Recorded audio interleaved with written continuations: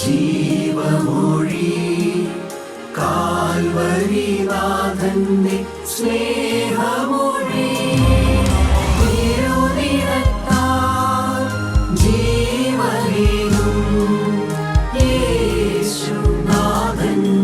ജീവമൊഴി ജീവധാര ജീവധാര ജീവധാര.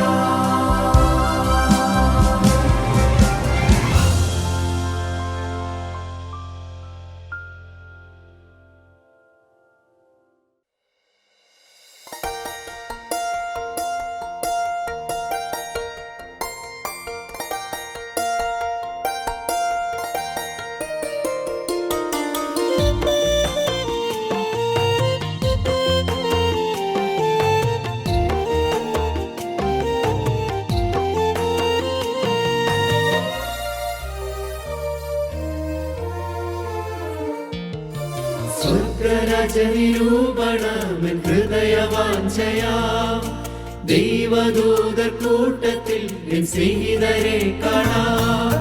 സ്വർഗരാജനിരൂപണമെൻ ഹൃദയവാഞ്ചയാം ദൈവദൂതർ കൂട്ടത്തിൽ എൻ സ്നേഹിതരെ കാണാം. അങ്ങോ എന്നേക്കും വേർപിരിയാതെ ക്രിസ്തുവിൻ കൂടെ പാർക്കും നമ്മളെല്ലാം. അങ്ങോ എന്നേക്കും വേർപിരിയാതെ ക്രിസ്തുവിൻ കൂടെ പാർക്കും നമ്മളെല്ലാം.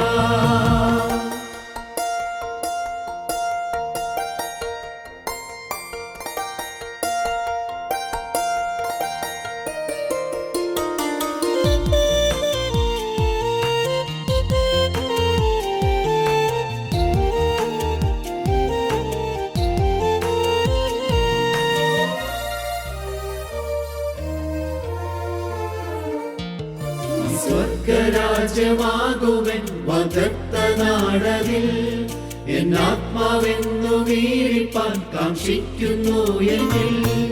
ഈ സ്വർഗരാജ്യമാകുവൻ വാഗ്ദത്ത നാടതിൽ എന്നാത്മാവെന്നു വീഴിപ്പാൻ കാക്ഷിക്കുന്നു എന്നിൽ. അങ്ങോ എന്നേക്കും വേർപിരിയാതെ ക്രിസ്തുവിൻ കൂടെ പാർക്കും നമ്മളെല്ലാം. അങ്ങോ എന്നേക്കും വേർപിരിയാതെ ക്രിസ്തുവിൻ കൂടെ പാർക്കും നമ്മളെല്ലാം. അങ്ങോ എന്നേക്കും വേർപിരിയാതെ ക്രിസ്തുവിൻ കൂടെ പാർക്കും നമ്മളെല്ലാം. അങ്ങോ എന്നേക്കും വേർപിരിയാതെ ക്രിസ്തുവിൻ കൂടെ പാർക്കും നമ്മളെല്ലാം. ദൈവത്തിന് മഹത്വം, ദൈവത്തിന് സ്തോത്രം. കർത്താവായ യേശു ക്രിസ്തു ഒരു മുന്നറിയിപ്പ് ലൂക്കോസിന്റെ സുവിശേഷത്തിലും മത്തായിയുടെ സുവിശേഷത്തിലും പറയുന്നുണ്ട്. 17 അധ്യായം 26 വാക്യം വായിക്കാം. വിശുദ്ധ ലൂക്കോസ് എഴുതിയ സുവിശേഷം 17 അധ്യായം 26 വാക്യം. നോഹയുടെ കാലത്ത് സംഭവിച്ചതുപോലെ മനുഷ്യപുത്രന്റെ നാളിലും ഉണ്ടാകും. നോഹ പെട്ടകത്തിൽ കടന്ന നാൾ വരെ അവർ തിന്നും കുടിച്ചും വിവാഹം കഴിച്ചും വിവാഹത്തിന് കൊടുത്തും പോന്നു. ജലപ്രളയം വന്നു, അവരെ എല്ലാവരെയും മുടിച്ചു കളഞ്ഞു. പ്രിയമുള്ളവരെ, നോഹയുടെ കാലത്ത് ജലപ്രളയം വന്ന് എല്ലാവരെയും മുടിച്ചു കളഞ്ഞു എന്ന് കർത്താവ് പറയുമ്പോൾ ഒരു മുന്നറിയിപ്പുണ്ട്. നിങ്ങളുടെ തലമുറയിൽ അത് സംഭവിക്കുമെന്നാണ് കർത്താവ് പറയുന്നത്. നോഹയുടെ കാലം പോലെ തന്നെ ഈ കാലത്തും സംഭവിക്കും, മനുഷ്യപുത്രന്റെ നാളിലും ഉണ്ടാകുമെന്ന്. നോഹയുടെ കാലത്ത് നടന്ന അധർമ്മം എന്താണ് പ്രിയമുള്ളവരെ? നോഹയുടെ കാലത്ത് നടന്ന അധർമ്മം എന്താണ്? അവിടെ 6-ാം അധ്യായം, ഉൽപ്പത്തി പുസ്തകം 6-ാം അധ്യായം 2-ാം വാക്യത്തിൽ പറയുന്നുണ്ട്, തങ്ങൾക്ക് ബോധിച്ച ഏവരെയും അവർ ഭാര്യമാരായിട്ടെടുത്തു. എന്താണ് അതിൻ്റെ അർത്ഥം? അന്യജഡമോഹം, വ്യഭിചാരം, ഡൈവോഴ്സ്, പുനർവിവാഹം. ജഡമോഹചക്രം തിരിയുകയാണ്. അന്യജഡമോഹം, വിവാഹിതരാണ് പക്ഷെ അന്യജഡത്തിൽ മോഹം വരികയാണ്, വ്യഭിചാരത്തിലേക്ക് പോവുകയാണ്. പിന്നീട് സ്വന്തം ഭർത്താവിനെ അല്ലെങ്കിൽ ഭാര്യയെ ഡൈവോഴ്സ് ചെയ്യുന്നു, വീണ്ടും രണ്ടാമത് കല്യാണം കഴിക്കുന്നു. പ്രിയമുള്ളവരെ, ഇന്നത്തെ സമൂഹത്തിലെ ന്യൂസ് പേപ്പർ എടുത്താലും ന്യൂസ് കണ്ടാലും നിങ്ങളെല്ലാം കാണുന്ന കാര്യങ്ങളാണ്. എനിക്കറിയാം ഒരു വ്യക്തി ദാമ്പത്യ ജീവിതം തുടങ്ങിയത് വളരെ സ്നേഹത്തോടെയാണ്. രണ്ടുപേരും ഉറ്റ സ്നേഹമാണ്. 20 വർഷം മനോഹരമായിട്ട് അവരുടെ വെഡ്ഡിങ് ആനിവേഴ്സറി ആഘോഷിച്ചു. വളരെ സ്നേഹമാണ്. 20 വർഷങ്ങൾക്ക് ശേഷം മക്കൾക്ക് 19ഉം 15ഉം വയസ്സായപ്പോൾ ആ ഭാര്യ അദ്ദേഹത്തെ ചതിച്ചു, വഞ്ചിച്ചു. അദ്ദേഹത്തിന് അത് താങ്ങാൻ പറ്റിയില്ല. അദ്ദേഹം വാവിട്ട് നിലവിളിച്ചു. അദ്ദേഹം പറഞ്ഞു, എന്നെ വിട്ടു പോകല്ലേ, നമുക്ക് ഒരുമിച്ച് താമസിക്കാം, എല്ലാം ഞാൻ ക്ഷമിച്ചു തരാം, നമ്മുടെ മക്കളെ ഓർക്കണമല്ലോ. മക്കളെ വേണ്ട, ഭർത്താവിനെ വേണ്ട, അന്യജഡമോഹത്തിൽ ആശ്രയിച്ചു പോയി. നോഹയുടെ കാലത്ത് ഇത് തന്നെയായിരുന്നു പ്രിയമുള്ളവരെ. ഇന്ന് ഒരു സംഭവമല്ല, അനേക സംഭവങ്ങളുണ്ട്. ദൈവത്തിന് മഹത്വം, ദൈവത്തിന് സ്തോത്രം. 6-ാം അധ്യായം 5-ാം വാക്യത്തിൽ പറയുന്നുണ്ട് നോഹയുടെ കാലത്തിന്റെ പ്രത്യേകത. 1 അന്യജഡമോഹം, പിന്നെ പറയുന്നു ദുഷ്ടതയായിരുന്നു എന്ന്, അതിക്രമവും അക്രമവുമാണ് എന്ന്. ഇന്നത്തെ തലമുറ അങ്ങനെ തന്നെയല്ലേ? 11-ാം വാക്യത്തിൽ പറയുന്നുണ്ട് അവരെല്ലാം അവരുടെ വഴി വഷളാക്കി കളഞ്ഞു എന്ന്. തങ്ങളുടെ ജീവിതം വഷളായി പോയി, അവർ വഴി വഷളാക്കിയവരായിട്ട് മാറി. സകല ജഡവും ദൈവത്തിന് മുമ്പാകെ തൻ്റെ വഴികളെല്ലാം വഷളാക്കി എന്നാണ് പറയുന്നത്. അതിക്രമവും ദുഷ്ടതയും. നോഹ പെട്ടകത്തിൽ കിടന്ന നാൾ വരെ അവർ തിന്നും കുടിച്ചും വിവാഹം കഴിച്ചും വിവാഹത്തിന് കൊടുത്തും പോന്നു. എന്താണ് അതിൻ്റെ അർത്ഥം? ഇനി പറയുന്ന കാര്യങ്ങളെല്ലാം വളരെ ഭയാനകമായ കാര്യങ്ങളാണ്. ദൈവത്തിന് മഹത്വം. ഞാൻ വളരെ സൂക്ഷിക്കുന്നു പ്രിയമുള്ളവർ ഇനിയുള്ള കാര്യങ്ങളെല്ലാം പറയാനായിട്ട്. അവർ തിന്നും കുടിച്ചു എന്ന് പറഞ്ഞാൽ എന്താണ് അതിൻ്റെ അർത്ഥം? തിന്നുക, കുടിക്കുക, ആനന്ദിക്കുക, പ്ലഷർ, അതിര് കിടക്കുന്നതായ ആസ്വാദനത്തിലേക്ക് അവർ പോയി എന്ന്. ഇന്നത്തെ ലോകത്തിൻ്റെ ട്രെൻഡ് അത് തന്നെയാണ്. തിന്നുക, കുടിക്കുക, ആനന്ദിക്കുക.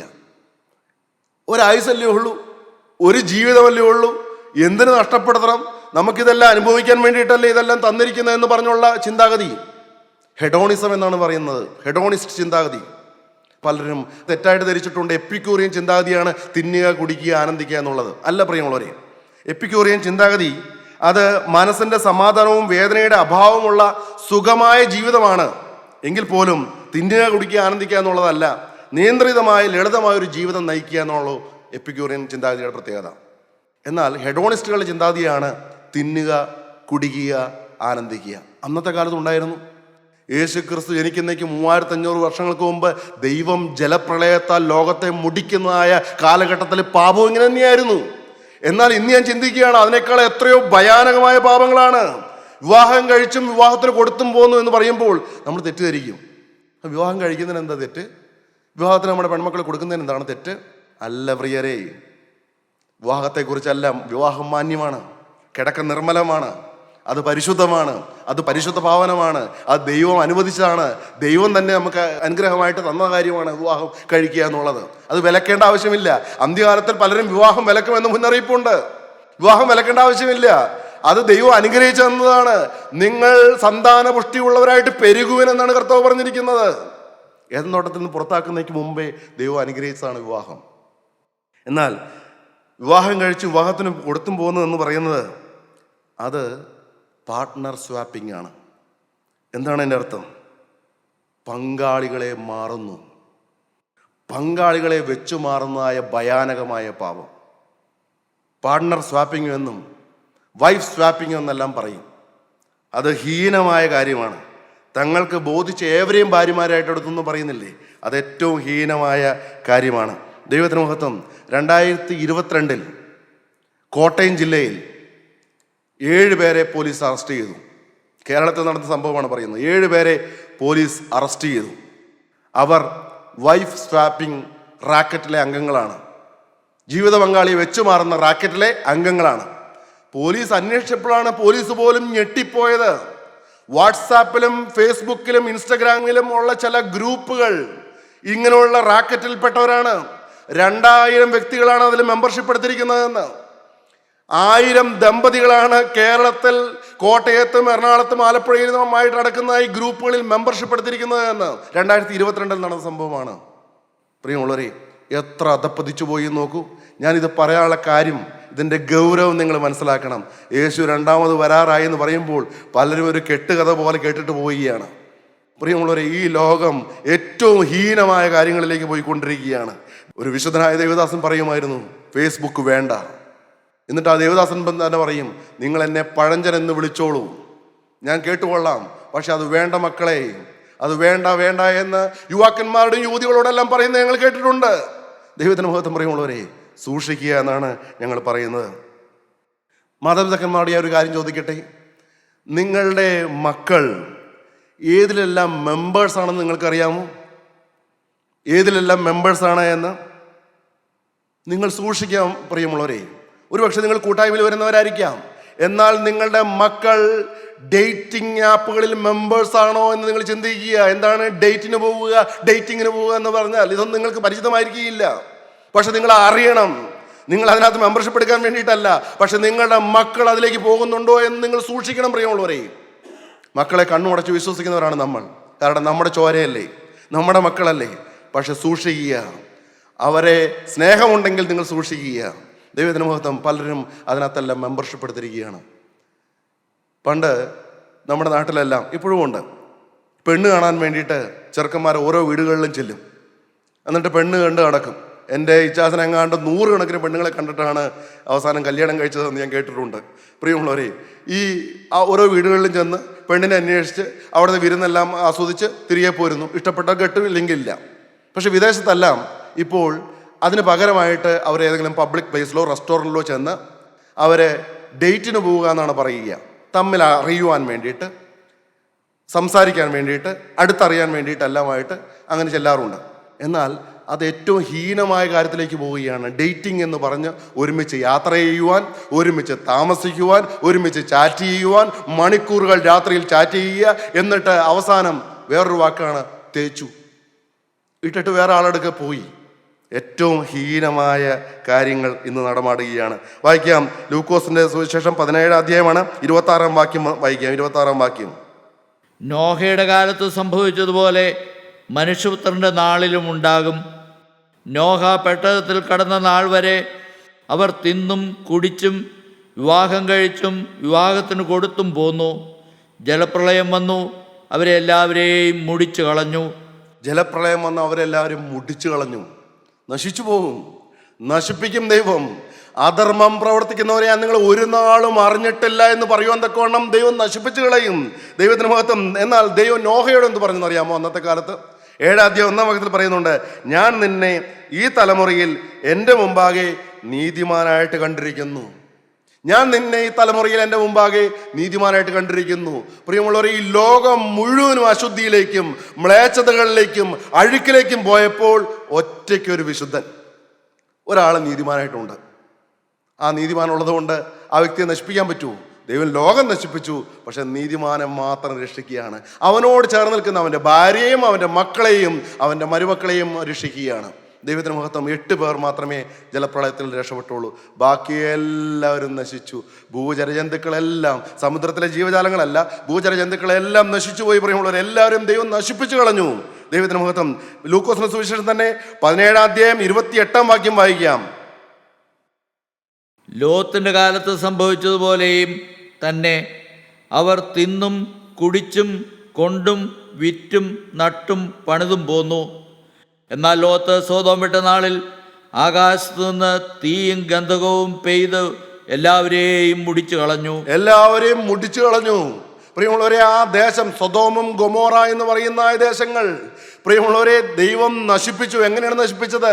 ജലപ്രളയമല്ല, ആകാശത്ത് നിന്ന് തീയും ഗന്ധവും പെയ്യിപ്പിച്ചു, വർഷിച്ചു. ആ ദേശം നിന്ന് കത്തിയെന്നാണ് പറയുന്നത്. ഇന്ന് തെളിവുണ്ടല്ലോ. ഇന്ന് ചാവുകടൽ എന്ന് പറഞ്ഞ ഡെഡ് സീ എന്ന് പറഞ്ഞാൽ നിങ്ങൾക്കറിയാമല്ലോ. പണ്ടത്തെ സൊദോമും ഗൊമോറയുമാണ് ദൈവം നശിപ്പിച്ചു കളഞ്ഞു. യൂദായുടെ ലേഖനത്തിൽ 7 വാക്യത്തിൽ പറയുന്നുണ്ട്, സൊദോമും ഗൊമോറയും ചുറ്റുമുള്ള പട്ടണങ്ങളും അവർക്ക് സമമായി ദുർനടപ്പ് ആചരിച്ച് അന്യജഡം മോഹിച്ച് നടന്നതിനാൽ ദൈവം നശിപ്പിച്ചു എന്ന്. അവരുടെ പാപം അന്യജഡമോഹം തന്നെയായിരുന്നു. ദൈവത്തിന് മഹത്വം. സോദോം നിവാസികൾ 13 അധ്യായം ഉൽപ്പത്തി 13 പറയുന്നു, സോദോം നിവാസികൾ ദുഷ്ടന്മാരും മഹാപാപികളുമായിരുന്നു. അവരുടെ പ്രത്യേകത, അവർ പുരുഷകാമികളായിരുന്നു. അന്യജഡം മോഹിക്കുക മാത്രമല്ല, അവർ ഹോമോസെക്ഷുവാലിറ്റി എന്ന പാപത്തിന് അടിമയായിരുന്നു, സ്വവർഗരതിക്ക് അടിമയായിരുന്നു. വേദപുസ്തകം ആ പല ഭാഗങ്ങളിലും എടുത്തെടുത്ത് പറയുന്നുണ്ട്, പക്ഷെ ഞാനൊന്നും പറയുന്നില്ല. ലേവ്യ പുസ്തകം 18 അധ്യായം 22 വാക്യത്തിൽ പറയുന്നു, അങ്ങനെയുള്ള പാപത്തെ ദൈവം വിളിക്കുന്നത് മ്ലേച്ഛത എന്നാണ്. മ്ലേച്ഛത. റോമർക്കെഴുതിയ ലേഖനത്തിൽ പറയുന്നു, 1-ാം അധ്യായം 26-27 വാക്യങ്ങൾ നിങ്ങൾ വായിച്ചു നോക്കിയാൽ മതി. ആണോടാണ് അവലക്ഷണമായത് പ്രവർത്തിച്ചു, അങ്ങനെയുള്ളവർക്ക് മരണശിക്ഷയാണ് എന്ന് ലേവ്യ പുസ്തകത്തിലുണ്ട്. പ്രിയമുള്ളവരെ, ഏറ്റവും ഹീനമായ ജീവിതത്തിലേക്ക് പോയി എന്ന്. ഇന്നത്തെ തലമുറയോ ലിവിങ് ടുഗദർ, ഗേ സെക്സ് എന്നൊക്കെ പേരിലാണ് അറിയപ്പെടുന്നത്. പ്രിയമുള്ളവരെ, എത്ര അധപ്പതിച്ചു. എല്ലാവരെയും ദൈവം മുടിച്ചു കളഞ്ഞു എന്നാണ് പറയുന്നത്. ദൈവത്തിന് മഹത്വം. 2 പത്രോസ് 2-ാം അധ്യായം 9-ാം വാക്യം വായിക്കാം. പത്രോസിൽ എഴുതിയ 2-ാമത്തെ ലേഖനം 2-ാം അധ്യായം 9-ാം വാക്യം വായിച്ചു കേൾക്കാം.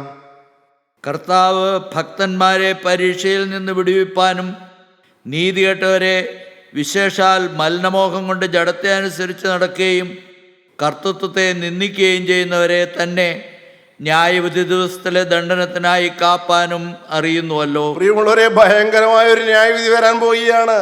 അന്ന് ജലപ്രളയം വന്ന് ലോകം മുഴുവനും ദൈവം നശിപ്പിച്ചു. ഉണ്ടാക്കിയവനല്ലേ, സൃഷ്ടിച്ചവനല്ലേ, എല്ലാത്തിനും നശിപ്പിച്ചു. എന്നതുപോലെ സോദോമും ഗൊമോറയും നശിപ്പിച്ചു. ലോത്തിന്റെ കാലത്ത് തീയിറക്കി നശിപ്പിച്ചു. ഇവിടെ പറയുകയാണ്, കർത്താവ് ഭക്തന്മാരെ പരീക്ഷയിൽ നിന്ന് വിടുവിക്കും.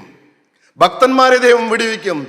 ഭക്തന്മാരെ ദൈവം രക്ഷിക്കും. നോഹയ്ക്ക് കൃപ ലഭിച്ചതുപോലെ കൃപ ലഭിക്കും ഭക്തന്മാർക്ക്.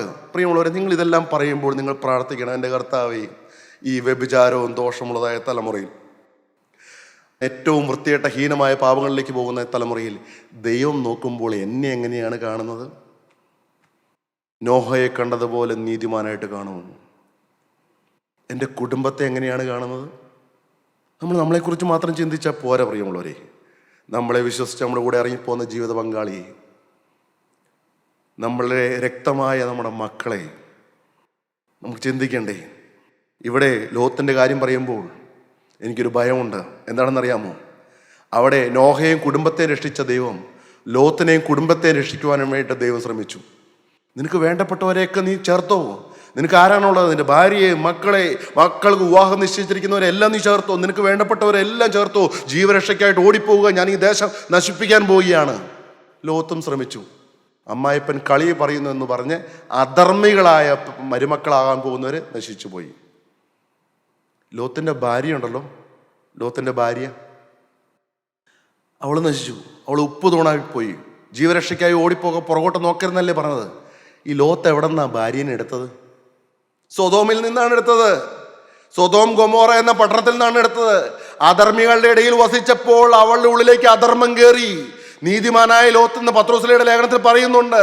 പക്ഷെ അധർമ്മ പ്രവൃത്തി കണ്ടും കേട്ടും നാൾ തോറും വിഷണ്ണ മനസ്സിൽ വിഷമിച്ചവൻ നടന്നു. അതുകൊണ്ട് എന്ത് സംഭവിച്ചു? അവന്റെ ഭാര്യ നശിച്ചു. അവന്റെ പെൺമക്കളോ, അവരുടെ ഉള്ളത്തിലേക്ക് അധർമ്മം കയറി. പ്രിയമുള്ളവരെ, അധർമ്മികളുടെ ഇടയിലല്ലേ വസിച്ചത്? സൂക്ഷിക്കേണ്ടതായിരുന്നു, ജാഗരിക്കേണ്ടതായിരുന്നു. പെൺമക്കൾക്കും ഭാര്യയ്ക്കും യേശുവിനെ കൊടുക്കേണ്ടതായിരുന്നു, ദൈവത്തെ കൊടുക്കേണ്ടതായിരുന്നു. അനീതിയും അക്രമവും അവരുടെ ഉള്ളിലേക്ക് ഇരച്ചു കയറി, അവരും നശിച്ചുപോയി.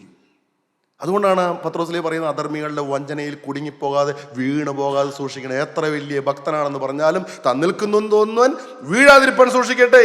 ഇവിടെ പറയാണ്, കർത്താവ് ഭക്തന്മാരെ പരീക്ഷയിൽ നിന്ന് വിടിവിപ്പാനും നീതി കെട്ടവരെ വിശേഷാൽ മലിനമോഹം കണ്ട് ജഡത്തെ അനുസരിച്ച് നടക്കുകയും കർത്തൃത്വത്തെ നിന്ദിക്കുകയും ചെയ്യുന്നവരെ തന്നെ ന്യായവിധി ദിവസത്തിലെ ദണ്ഡനത്തിനായിട്ട് സൂക്ഷിപ്പാനായിട്ട് ദൈവം അറിയുന്നു എന്ന്.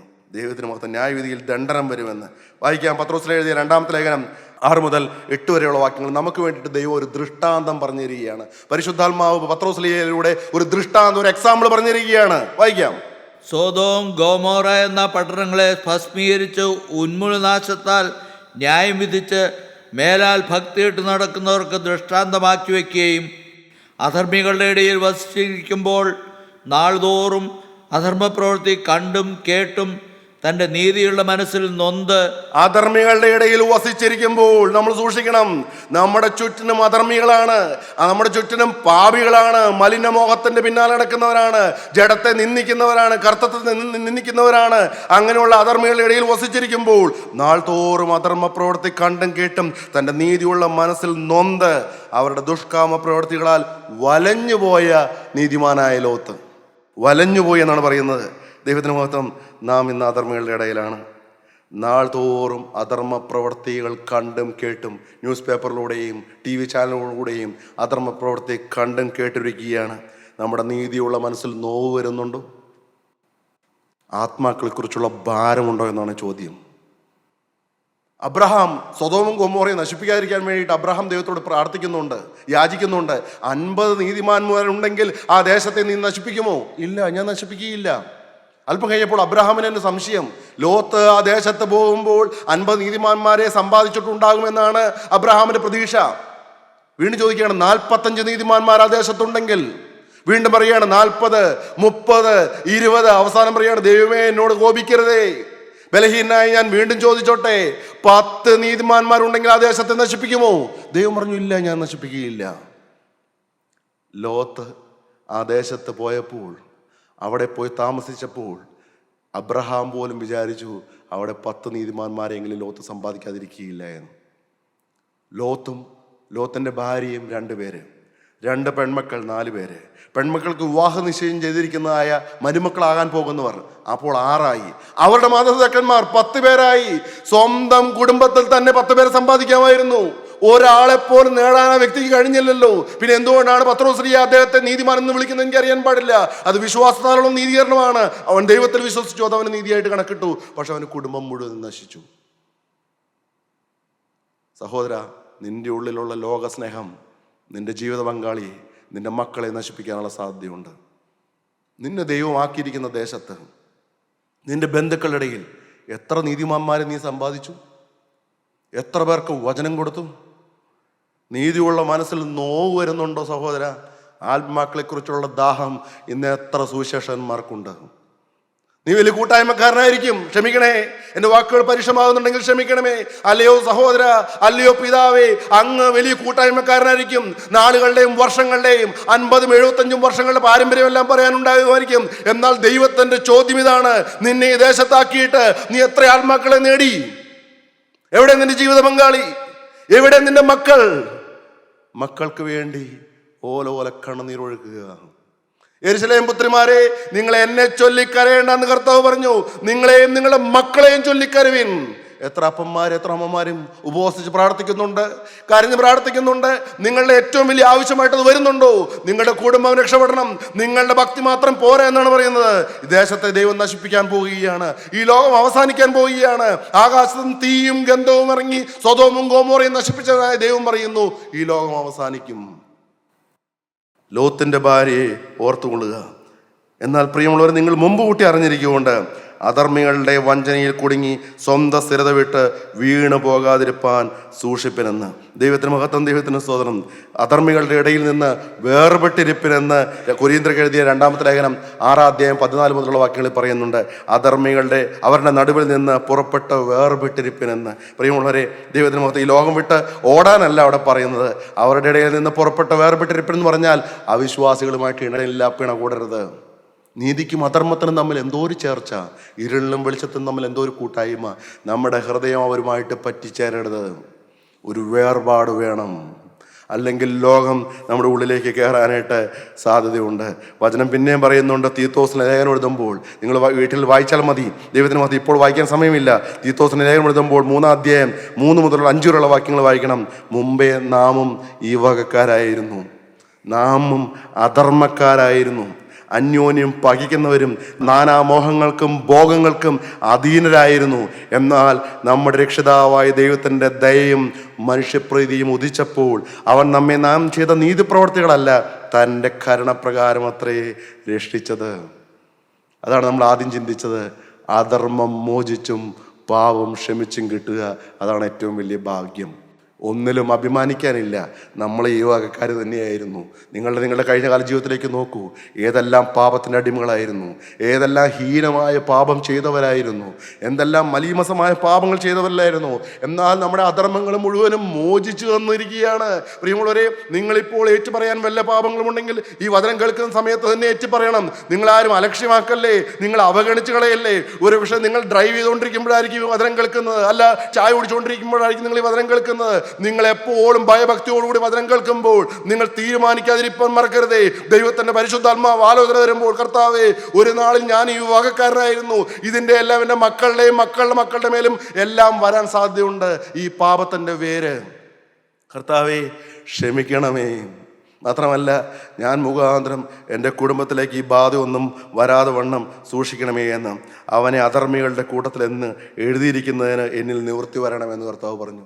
ശിഷ്യന്മാരോട് ഒരിക്കൽ കർത്താവ് പറയുകയാണ്, ഒരു കാര്യം, ഒരു തിരുവെഴുത്ത് എന്നിൽ നിവൃത്തി വരാൻ പോവുകയാണ്. ലൂക്കോസിന് സുവിശേഷം 22:37 വാക്യത്തിലാണ്, ഒരു തിരുവെഴുത്തിന് എന്നിൽ നിവൃത്തിയാകണം. എന്താണ് കർത്താവ്? അപ്പോൾ കർത്താവ് പറഞ്ഞു, അവനെ അധർമ്മികളുടെ കൂട്ടത്തിൽ എണ്ണി എന്നുള്ളൊരു തിരുവെഴുത്ത് എന്നിൽ നിവൃത്തി വരാൻ പോവുകയാണ്. എന്താണ്? നിന്നെ അധർമ്മികളുടെ കൂട്ടത്തിൽ എണ്ണി എന്നോ? മഹാപരിശുദ്ധനായ, ഇതുവരെ ഒരു പാപം പോലും ചെയ്യാത്ത, നിഷ്കളങ്കനായ, ദൈവപുത്രനായ, ഊനമില്ലാത്ത കുഞ്ഞാടായ നിന്നെ അധർമ്മികളുടെ കൂട്ടത്തിൽ എണ്ണാൻ പോവുകയാണെന്നോ? കർത്താവ് പറഞ്ഞു, അതെ, ആ തിരുവെഴുത്തിന് ഇനി എന്നിൽ നിവൃത്തി വരണം. ദൈവത്തിൻ്റെ മഹത്വം. കർത്താവ് ഗെത്സമൻ തോട്ടത്തിൽ ചെന്ന് പറഞ്ഞു, മനസ്സുണ്ടെങ്കിൽ ഈ പാനപാത്രങ്ങൾ നീക്കാമോ? കാരണം എന്താണ്? ഈ അധർമ്മികളുടെ സകല അധർമ്മവും ഇപ്പോൾ ഞാൻ വിവരിച്ച് പറഞ്ഞതായ, ഇപ്പോൾ ഞാൻ നിങ്ങളോട് തുറന്നു പറഞ്ഞതായ പല പാവങ്ങളുമില്ലേ, അതെല്ലാം യേശുവിനെ മേൽ ചുമത്താൻ പോവുകയാണ് എന്ന് അതറിഞ്ഞപ്പോൾ കർത്താവ് പറയുകയാണ്, നിനക്ക് മനസ്സുണ്ടെങ്കിൽ ഈ പാനപാത്രം എങ്കിൽ നീക്കണമേ. ഉടനെ കർത്താവ് പറഞ്ഞു, എൻ്റെ ഇഷ്ടമല്ല, നിൻ്റെ ഇഷ്ടം പോലെ ആകട്ടെ എന്ന്. എന്തുകൊണ്ടാണ് ഗെത്സമൻ തോട്ടത്തിൽ വെച്ച് എൻ്റെ ഇഷ്ടമല്ല നിൻ്റെ ഇഷ്ടം നടക്കട്ടെ എന്ന് പറഞ്ഞതെന്ന് അറിയാമോ? ദൈവത്തിന് മഹത്വം. അധർമ്മികളായ, ഒരു കാലത്ത് അധർമ്മത്തിൻ്റെ പിന്നാലെ കടന്ന നമ്മളുടെ മുഖം അവൻ കണ്ടു. പ്രിയമുള്ളവരെ, ദൈവത്തിന് മഹത്വം. യെശയ്യാ 53:12 പറയും, അതിക്രമക്കാർക്ക് വേണ്ടി ഇടനിന്നുകൊണ്ടും അതിക്രമക്കാരുടെ കൂടെ അവൻ എണ്ണപ്പെടുകയും ചെയ്യാൽ തന്നെ എന്ന്. അത് സംഭവിച്ചു. 2000 വർഷങ്ങൾക്ക് മുമ്പ് ഗോഗുൽത്തായിൽ അടിയും പീഡയും എല്ലാം ഏറ്റ് സകലരുടെ അതിക്രമം എൻ്റെ അരുമനായകനായ യേശുവിൻ്റെ മേൽ ചുമത്തി. ഞാൻ ഇന്ന് പ്രാർത്ഥിച്ചപ്പോൾ, ഈ വചനങ്ങളെല്ലാം ധ്യാനിച്ചപ്പോൾ, കർത്താവെ, ഞാൻ ഒരു പാപം കുറച്ച് ചെയ്തിരുന്നെങ്കിൽ അത്രയും ശിക്ഷ കർത്താവിൻ്റെ സന്നിധിയിൽ നിന്ന് ഒഴിവായി പോകുമായിരുന്നല്ലോ, കർത്താവിൻ്റെ ശരീരത്തിൽ നിന്ന് ഒഴിവായി പോകുമായിരുന്നല്ലോ എന്ന്.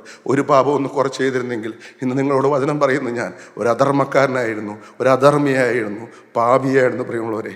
എന്നാൽ എൻ്റെ 19ാമത്തെ വയസ്സിലും ഈ മാറ്റമില്ലാത്ത വചനം കേട്ട് എൻ്റെ ജീവിതം എൻ്റെ യേശുവിനായിട്ട് സമർപ്പിക്കുവാൻ കർത്താവ് എനിക്ക് ഭാഗ്യം തന്നു. ഇപ്പോൾ നമുക്ക് നമ്മുടെ കണ്ണുകളെ അടയ്ക്കാം, നമ്മുടെ തലകളെ വണക്കാം. എൻ്റെ കർത്താവ്, ഏറ്റവും ഹീനമായ പാപം ചെയ്തവരായിരുന്നു ഞങ്ങൾ. എന്നാൽ നിൻ്റെ വിലയേറെ രക്തം വന്ന്, ഹല്ലേലൂയ, ഞങ്ങളുടെ തലമേൽ വന്ന് വീണതും ഞങ്ങളുടെ എല്ലാ ലംഘനങ്ങളും അധർമ്മങ്ങളും ക്ഷമിച്ചു തന്നതും അടിയങ്ങൾ ഓർക്കുകയാണ് കർത്താവെ. ഞങ്ങൾ നന്ദിയോടെ ഇപ്പോൾ നിൻ്റെ സന്നിധിയിലേക്ക് വരുന്നു. ഞങ്ങളുടെ കുടുംബാംഗങ്ങളെ ഞങ്ങൾ ഓർക്കുന്നു, ഞങ്ങളുടെ മക്കളെ ഓർക്കുന്നു, ഞങ്ങളുടെ ജീവിത പങ്കാളിയെ ഓർക്കുന്നു.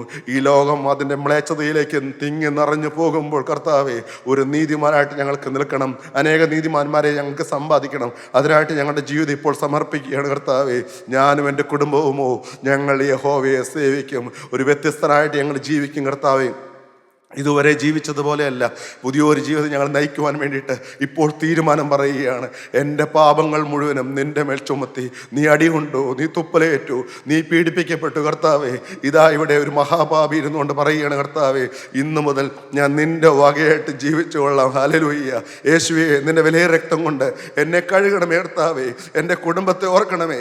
ഞങ്ങളാരും ഈ ലോകം നശിക്കുമ്പോൾ അവരോടൊപ്പം നശിച്ചു പോകാതെ വണ്ണം, അധർമ്മികളുടെ ഇടയിൽ എണ്ണപ്പെട്ടു പോകാതെ വണ്ണം കർത്താവെ, നീതിയുള്ള മനസ്സിനുടമകളാവുവാൻ തക്കവണ്ണം ഞങ്ങളുടെ ജീവിതം ഇപ്പോൾ സമർപ്പിക്കുകയാണ് കർത്താവേ. നീ എനിക്ക് വേണ്ടി മരിച്ചതിനാൽ ഇന്ന് മുതൽ ഞാൻ നിനക്കായിട്ട് ജീവിച്ചോളാം. എൻ്റെ കുടുംബം, എൻ്റെ കുടുംബാംഗങ്ങൾ, എൻ്റെ ബന്ധുക്കൾ, ഞാൻ ആയിരിക്കുന്ന ദേശം ഇപ്പോൾ ഞാൻ ഓർക്കുകയാണ് കർത്താവേ. ഇതുവരെ ഞാൻ വിശ്വസ്തനായിട്ട് നിന്നിട്ടില്ല.